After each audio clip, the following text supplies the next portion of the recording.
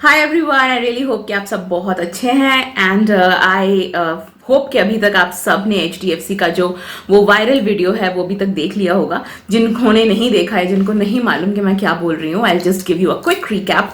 HDFC bank का एक video viral हुआ है और वो वीडियो जो है वो उस बैंक का एक कॉन कॉल का रिकॉर्डिंग है। कॉन कॉल वो होता है जिसमें बैंक के बहुत सारे कर्मचारी या किसी भी ऑफिस के बहुत सारे कर्मचारी जो हैं वो एक साथ एक कॉल में जाते हैं। वो नॉर्मली एक वीडियो कॉल होता है और उस कॉल के ड्यूरिंग इस कॉल में वो अपना जो रेगुलर काम काज है वो डिस्कस करते हैं। इन मोस्ट केसेस एक बॉस होता है और उसके सबऑर्डिनेट्स होते हैं, यानी कि एक बॉस अपनी टीम के साथ डिस्कस कर रहा होता है, या क्लाइंट होता है और क्लाइंट के साथ जो भी लोग काम कर रहे होते हैं वो सब होते हैं। And then they discuss a project या उनके टारगेट्स या रोज ऑफिस का जो काम होता है, that is known as a con call. HDFC bank का इसी तरह का एक कॉल रिकॉर्डिंग जो है वो लास्ट वीक के दौरान वायरल हो गया। किसी ने उस कॉल को रिकॉर्ड किया और सोशल मीडिया में छोड़ दिया और उसके बाद से बहुत थू-थू हुई है उस कंपनी की, क्योंकि उस कॉल में हमने देखा है कि एक वाइस प्रेसिडेंट है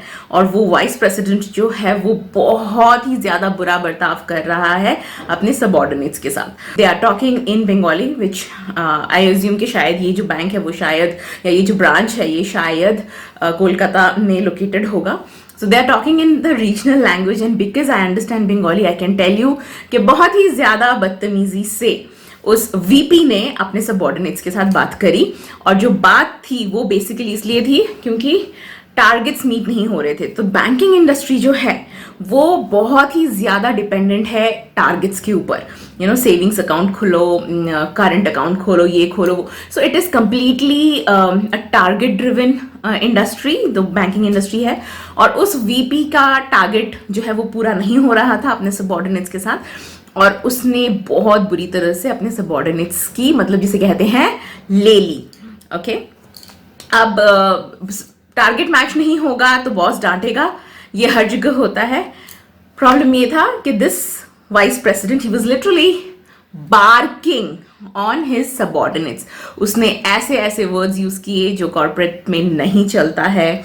you know, he was calling his subordinates mama, uncle, Indradev की कृपा से आपके कुछ हो गए हैं, तो इस तरह की बातें थी।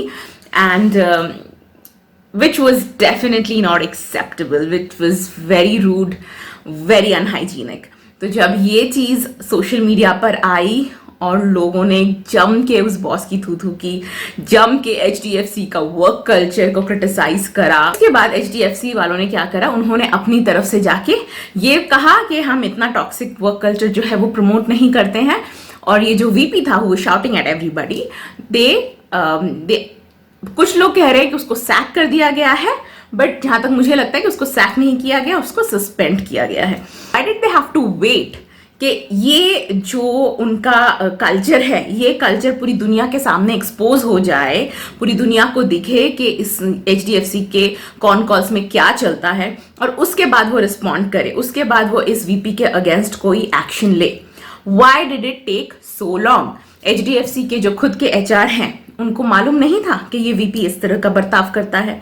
आप सोचिए कि अगर किसी एम्प्लॉय ने ये डिसीजन लिया कि वो अपनी जॉब को खतरे में डालकर कॉन कॉल को रिकॉर्ड करेगा और उसको सोशल मीडिया पे अपलोड करेगा, यानी कि वो किस लेवल के फ्रस्ट्रेशन पे ऑलरेडी जा चुका था। यानी कि ये कि इससे पहले भी इस VP ने जरूर इस तरह की बदतमीजी की है, कई बार की है, रिपीटेडली की है। इसके बारे में ज़रूर कंप्लेंट्स हुए होंगे, लेकिन किसी भी कंप्लेन पर कोई असर नहीं हुआ। और तब जाके किसी ने डिसाइड करा कि भाई मेरी जॉब अगर जाती है तो जाए, but I am going to take action, मैं इसको एक्सपोज करूंगा सोशल मीडिया में।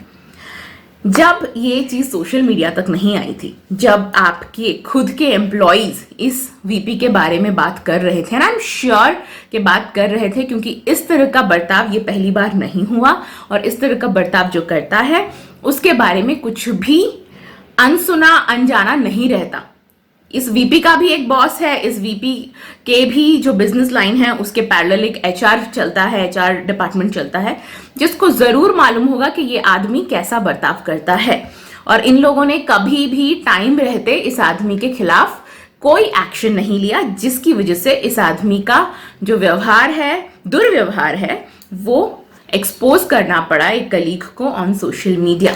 इट ओनली शोज के HDFC बैंक बोल रहा है that they don't promote toxic work culture, but they do. और ये unfortunately it's not just about HDFC bank, ये इंडिया का हर कॉर्पोरेट ही करता है.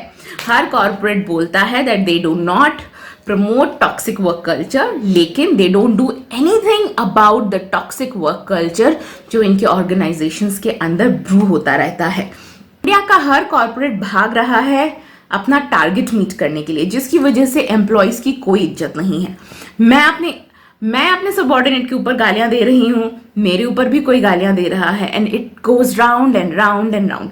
और ये गालियों का जो सिलसिला है that is not the only problem with the Indian corporate system.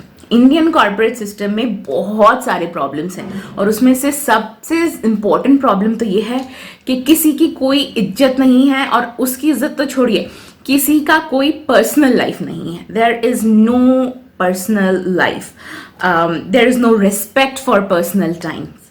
जैसे कि आप लॉग इन कर लेते हो, लॉग इन करने का टाइम है कि आप सबको 9:30 बजे लॉग इन करना है, या फिर 8:30 बजे या 10:30 बजे, जो भी आपका लॉग इन टाइम है, लेकिन कोई लॉग आउट टाइम नहीं है. आपको बोल दिया जाएगा आपकी 9 घंटे की शिफ्ट है, लेकिन मजाल है कि आप 10:30 बजे लॉग इन करो और अपना 9 घंटा पूरा करके लॉग आउट करो. मजाल है कि आप ऐसा करो. जैसे ही आप लॉग आउट करोगे, आपके बॉस का जो मुंह है वो फुल जाएगा.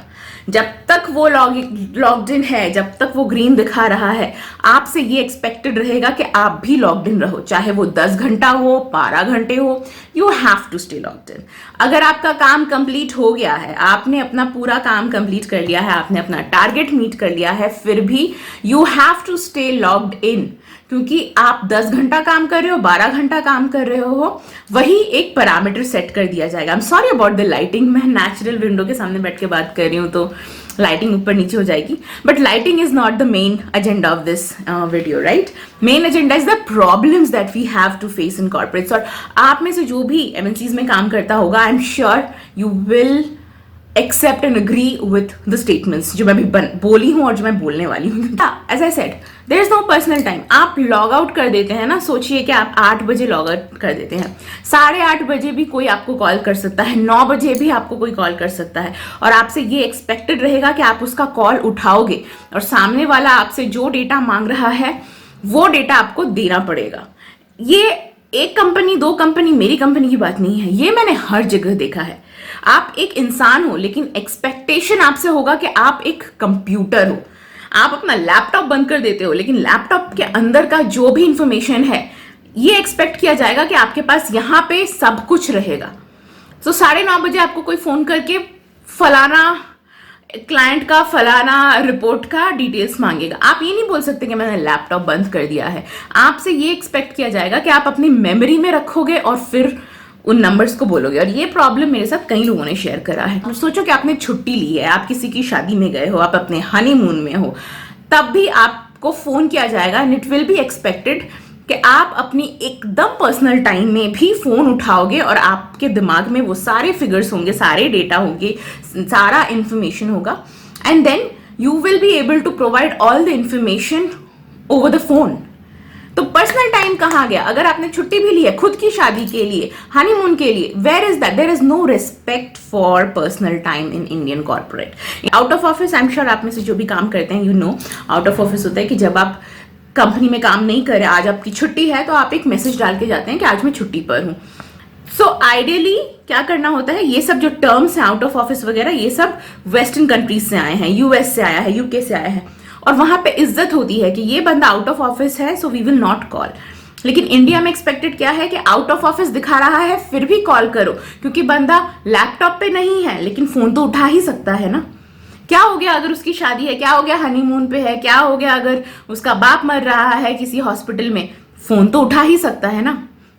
I give you my example. एक बार क्या हुआ था कि मैं खुद एक डॉक्टर के पास गई थी, and I was sitting for some kind of checkup, और अगर मैं किसी चेकअप के लिए वेट कर रही हूँ, सो यू कैन अंडरस्टैंड कि मैं कितनी डिस्टर्ब्ड हूँ कि क्यों ये मेरे को डॉक्टर ने ये वाला चेकअप करने के लिए बोला है, मेरा क्या रिजल्ट आएगा चेकअप के बाद, क्या पकड़ में आएगा, क्या डायग्नोसिस होगा।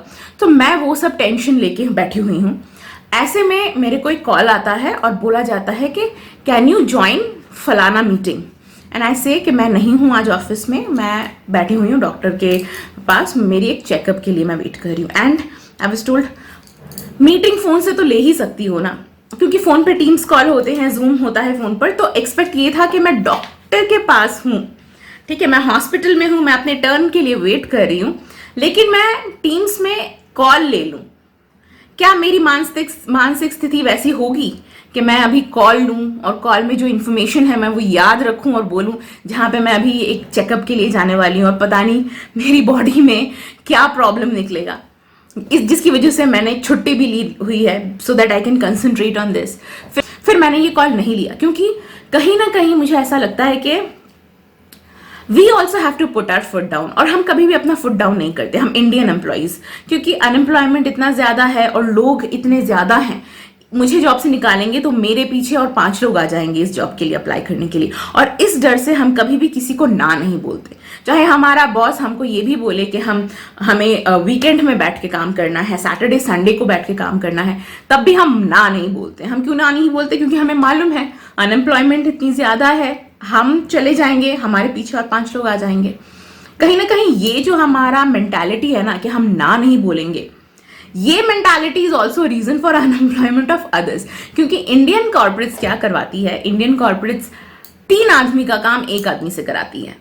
वो बोलती है 9 घंटे का काम, लेकिन जो काम आपको दिया जाता है वो कंप्लीट करते करते आपको 13-14 घंटे हो जाता है। आप नींद से उठते हो, लैपटॉप खोलते हो, सारा दिन लैपटॉप में ही काम करते रहते हो, लैपटॉप बंद करते हो, सो जाते हो। इसके बीच अगर आपको बाथरूम जाने का टाइम मिल जाता है तो फिर सोचिए कि आप बहुत ज्यादा लकी हैं, क्योंकि ऐसे भी लोग हैं हमारी कॉर्पोरेट सिस्टम में या वर्कफोर्स में जिनको बाथरूम जाने का टाइम तक नहीं दिया जाता, and I will come to that later. But ये जो मैं बोल रही थी कि यहाँ पर 3 आदमी का काम 1 आदमी से कराया जाता है, इसकी वजह से क्या है, अनएम्प्लॉयमेंट है। बाकी 2 लोग अनएम्प्लॉयड हैं, क्योंकि उन 2 लोगों का काम भी मुझसे कराया जा रहा है। एंड मुझसे is just an example. I am sure आप अगर इंडियन एमएनसीज में काम करते हैं, इंडियन कॉर्पोरेट्स में काम करते हैं, you are also a part of that toxic system only, जहां पे आपको भी ओवरबर्डन किया जा रहा है, आपसे भी 3-4 आदमियों का काम लिया जा रहा है। वीकेंड को इंडिया में सिर्फ एक एक्सटेंडेड वर्क वीक सोचा जाता है कि हाँ, जो काम तुम्हारा मंडे टू फ्राइडे में कंप्लीट नहीं हुआ वो तुम बैठ के वीकेंड में कंप्लीट कर देना। लिटरली मेरे ऐसे मैनेजर्स थे इन सम ऑफ माई प्रीवियस ऑर्गेनाइजेशंस जो फ्राइडे के कॉल में खुल्लम खुल्ला बोलते थे कि ये बैठ के आप वीकेंड में कर लेना। Can you imagine? आप कैसे ऐसा बोल सकते हो किसी को? वीकेंड के पैसे आप नहीं दे रहे हो, आप सिर्फ मंडे टू फ्राइडे के पैसे दे रहे हो। लेकिन हम इंडिया में हम लोग उस सेंस में सोचते ही नहीं है। जो हमें सामने वाला बोलता है वो हम यस सर कर लेते हैं, और ये हमने एंट्री लेवल में करना सीखा है। और ये हम जब एकदम 50-55 की उम्र में चले जाएंगे और हम एकदम टॉप मैनेजमेंट में होंगे, तब भी हम यही करेंगे कि ऊपर वाले को यस सर करेंगे। इसीलिए ये जो टॉक्सिसिटी है वो कहीं पर भी रुकती नहीं है।